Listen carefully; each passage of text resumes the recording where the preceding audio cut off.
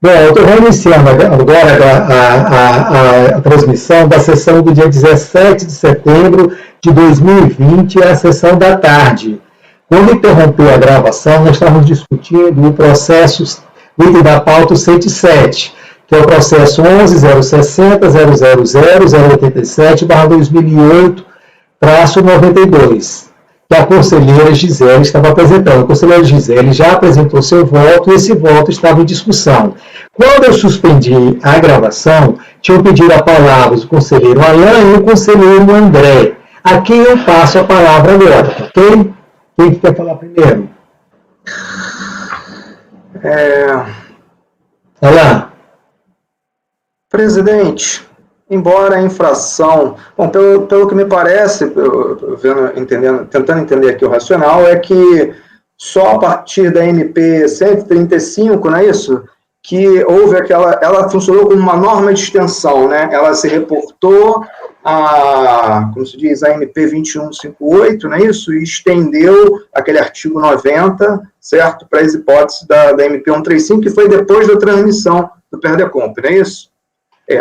Só que, presidente, assim, a transmissão, essas infrações decorrentes de DECOMP, a meu ver, elas têm natureza de infração permanente.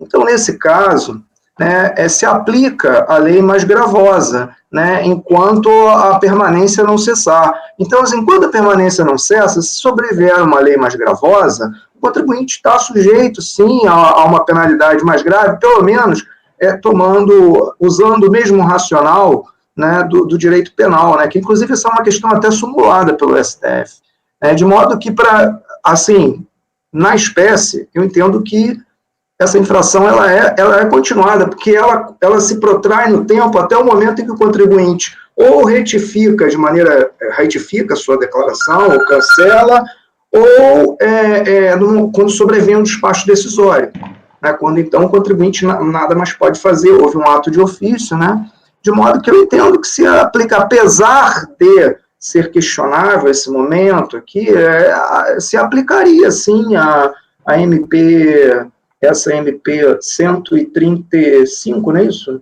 Eu me perdi aqui. Né? Então, eu entendo que não haveria irretroatividade, nenhum tipo de irretroatividade arbitrária nesse caso, não, é o que eu penso.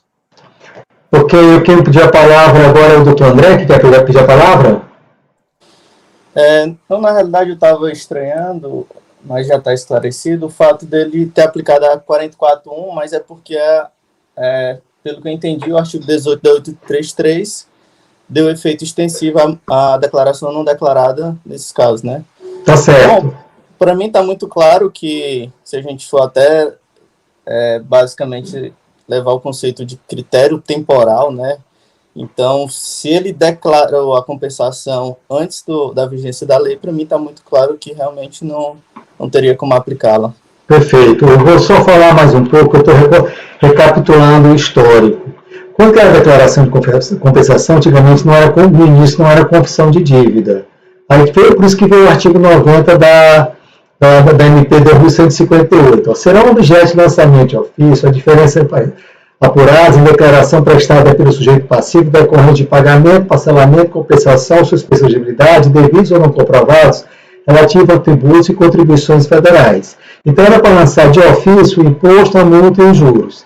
Depois, eles fizeram o seguinte, olha, mas o que é declaração de compensação é confissão de dívidas. Então, pronto. Então, nesse caso, você não lança mais o imposto, multa e juros, não. Aí, por isso que veio a MP 135 de 2013 e disse, olha, naquele lançamento, eu vou aplicar agora só a multa. Você não vai mais lançar imposto, multa e juros, não. Então, por isso que eu entendo que naquela época, e foi essa interpretação que o fiscal deu, e foi a interpretação dada pela Receita Federal, que naquela época se aplicava já. O artigo 90 é anterior, tá entendendo? Vocês podem até discutir outra coisa, mas me parece claro que é esse o que está aqui no termo de verificação fiscal. Ele aplicou o artigo 90, não porque aquela alteração veio em outubro de 2003 para a MP 135. A MP 135, ela restringiu a aplicação do artigo 90, que é sem imposto, multa e juros. Ela diz, não, agora vai ser só a multa, tá certo? Esse é o meu ponto de vista. Senhores, alguém quer mais comentar alguma coisa? Eu acho que já discutiu muito, a gente pode votar, tá entendendo? Alguém quer mais fazer algum comentário? Doutor Nilson, o senhor está na área? Eu fico preocupado. Eu estou. Nessa altura do campeonato, né, doutora Gisela? Gente... Não, você está vermelho. Você está com o negocinho vermelho. Então, está vermelho, mas eu estou vendo vocês. Tá certo. Então, senhores, o voto da doutora Gisele é dar provimento ao recurso voluntário. Ela foi clara, ela fez uma análise que ela entende que naquela época não existia penalidade aplicável para essa situação, tá ok? Todos já discutiram, analisaram e agora eu vou colocar em votação. Doutor Nilson, o senhor é o primeiro a votar. Certo. Senhor presidente, só fazer um comentário sobre a participação do conselheiro Alain. Eu entendo assim, que uma infração, mesmo continuada, a sanção que é aplicada é aquela sanção que já existia na época que deu início à infração, entende? Então, assim, é continuada, significa que ele pode ser sancionado a qualquer momento, não tem prescrição, pode haver persecução penal, pode ser dado flagrante, todas essas consequências, né? Mas a legislação que se aplica é a legislação do momento em que deu início à infração. Essa é a minha posição, né? Por quê? Porque em direito penal, e aqui a gente está falando de direito administrativo sancionador, que traz, né, vários institutos de direito penal, certo? A segurança jurídica é um bem muitíssimo protegido. Então, assim, o cidadão que não sabe qual a sanção que vai ser aplicada por uma conduta que ele vai adotar, traz uma insegurança jurídica muito grande, o que não é permitido no direito penal. Então, assim, eu entendo que a legislação a ser aplicada, mesmo na infração continuada, é aquela vigente quando iniciou a infração, certo?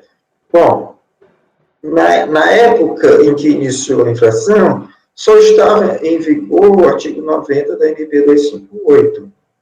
O artigo 90 da MP 258 prevê lançamento tributário com juros e multas, aí são juros e multas decorrentes, pela diferença, né, entre o declarado e o devido, né, em poucas palavras.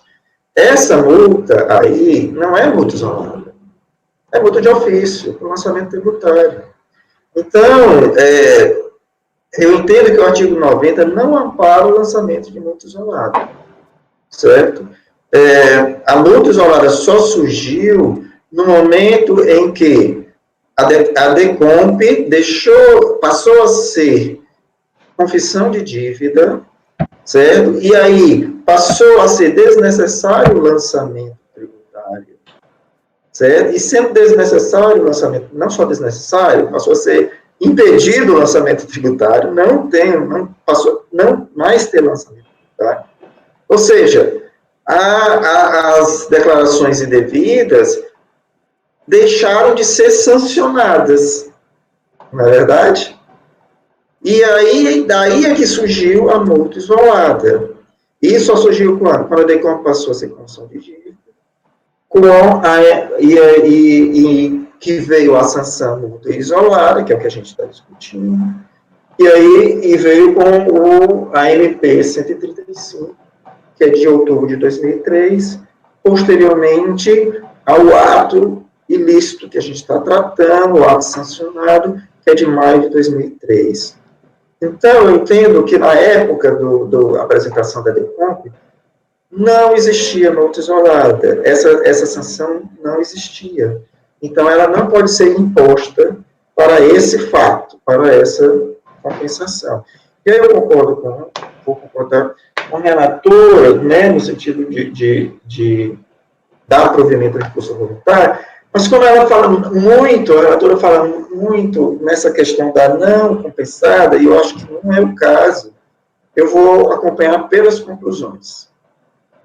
Ok, doutor Nelson, o próximo agora a falar seria a doutora Gisela, a relatora é o doutor Alain. Então, presidente, na linha do que eu já expus, né, eu vejo que a infração por compensação indevida, no meu entender, ela é uma infração continuada, certo? E os crimes continuados ou permanente, melhor dizendo, eu falei continuado, mas na verdade eu quis dizer permanente, ela é uma infração permanente, certo? Se os crimes permanentes, né, se nos crimes permanentes a lei mais grave se aplica, e se no direito penal, o direito penal ele já é o direito onde o acusado ele tem as maiores garantias e ele admite a aplicação da lei mais gravosa, eu não entendo por que no direito administrativo não poderia também se aplicar a lei mais gravosa, já que, mutatis mutandis, a gente está tratando da mesma questão jurídica. De modo que eu não vejo nenhum problema em que a lei mais gravosa, enfim, que tenha sobrevindo no curso da permanência da infração, que ela possa ser aplicada no caso concreto. Então, eu abro divergência para negar provimento ao recurso voluntário.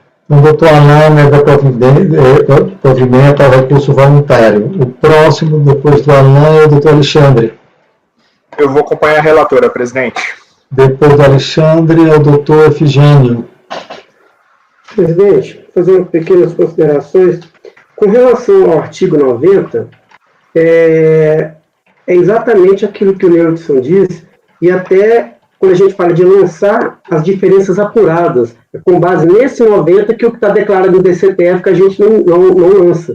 É isso? Tanto é que o fiscal ele não colocou no auto de infração somente o artigo 90, porque se ele coloca só o artigo 90, ele carecia de uma outra fundamentação. E qual foi essa fundamentação para poder fechar? A 10833, que ela é posterior ao lançamento. Então, eu acompanho a relatora e faria uma pequena, para ela verificar, uma pequena sugestão, porque no final, no item 17 do voto, ela fala, quando a gente está tratando de penalidade, né? No princípio da penalidade em matéria tributária, do artigo 33, o artigo 3 do CTN, o artigo 3º é tributo. Tributo não é sanção. Eu substituiria pela sugestão, pelo 97.5, que fala de penalidade. Sim, sim, né? sim. Então, só essa sugestão para análise. E só, vou colocar. E só um ponto, viu, Neudson? A parte... Doutora Gisela, eu estou votando. Por favor. Presidente, é que... Eu estou votando. Nós estamos votando já. Não, é que o fundamento que o Neudson colocou pelas conclusões não é a minha razão de decidir. Eu coloquei essa questão do não declarado, Neudson. Doutor Gisele, por favor. Doutor Gisele, por favor, começou a votação, não permito mais debate, porque senão a gente vai terminar muito com o processo. Foi bem claro, tá entendendo? Doutor Efigênio, por favor, então o senhor votou com a conselheira. Acompanha a relatora. Perfeito. O doutor Efigênio acompanha a relatora. Depois do doutor Efigênio, é o doutor Jefferson. Acompanha a relatora, presidente. E depois do doutor Jefferson, o doutor André. Eu achei bem interessante a menção do Neudson, porque o que parece no auto é que a autoridade faz um mister entre uma multa de ofício com a multa isolada, porque exatamente não tinha embasamento legal à época da conduta.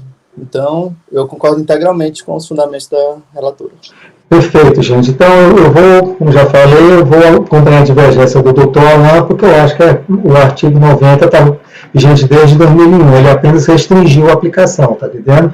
Como já expus para os senhores. Então, ficou decidido da seguinte forma: acorda os membros do colegiado, por maioria de votos, em dar provimento ao recurso voluntário. Vencidos os julgadores Alain e Ricardo, que votaram no sentido de negar provimento ao recurso voluntário. O conselheiro Neudson votou pelas conclusões. Tá certo, gente? É isso que espelhou o debate? Pois não, doutor Alain? Está mudo, doutor Alain? Eu queria registrar que eu tenho intenção de apresentar a declaração de voto. Tá certo. O conselheiro Alain irá apresentar declaração de voto. Então ficou isso aí, a cópia maioria dá provimento ao recurso voluntário, vencidos eu e o Alain, que votaram no sentido de negar provimento, o conselheiro Neudson votou pelas conclusões e o conselheiro Alain irá apresentar a declaração de voto. Gente, o resultado desse julgamento ele vai se aplicar para mais dois processos, que são os seguintes: o 108 e o 109, pela sistemática de recursos repetitivos, ok? Então, vai se aplicar ao processo 108, 11.060.001, 575/2008-17, também que é do mesmo contribuinte, e o 2009 é o processo 11.060.001, 660/2008-85, também na sistemática de recursos repetitivos. Okay? Bom, o próximo item da pauta é o item 110, que é o 10.850.907.381/2009-49, que já julgamos, foi votado na sessão de 16 de setembro, a relatoria do Dr. Alain. O mesmo vai acontecer com os seguintes processos: o 111, que é o 10.850.907.383/2009-93, o 112, que é o 10.850.907.383/2009-38, o 113, que é o 10.850.907.384/2009-82, o 114, que é o 10.850.907.385/2009-27, o 115, que é o 10.850.907.386/2009-71, o 616, que é o 10.850.907.387/2009-16, o 117, que é o 10.850.907.388/2009-61, o 118, que é 10.850.907.389/2009-13, e o 119, que é o 10.850.907.390/2009-30. Todos esses processos são da Cerealista Maranhão Limitada, e o relator foi o doutor Alain. Esses processos tiveram o seguinte resultado de julgamento: acordo os membros do colegiado, por unanimidade de votos, em negar o provimento do recurso voluntário, e foram julgados na sessão de 16 de setembro de 2020. Senhores, com isso eu encerro a sessão do dia 17 de setembro de 2020, tá certo? Sessão da tarde, processo passado para a tarde. Vou, nesse momento, parar a gravação e peço para o conselheiro Nilson me acompanhar, que vai parar a gravação.